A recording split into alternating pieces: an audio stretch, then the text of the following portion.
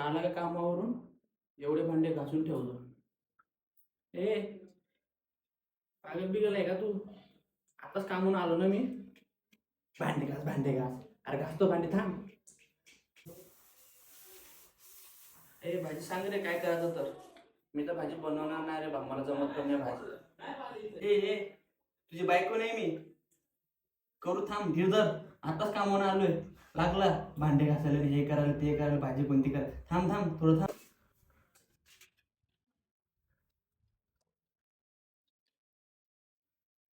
ए, अंडे आणले बरं का, अंड्याची भाजी करशील तू. काय तू, आता भांडे घासले ना मी बाबा. कशाला डोकं खातो माझं? तू फोन तर बघू दे. किती चपात्या खाणार आहे तू?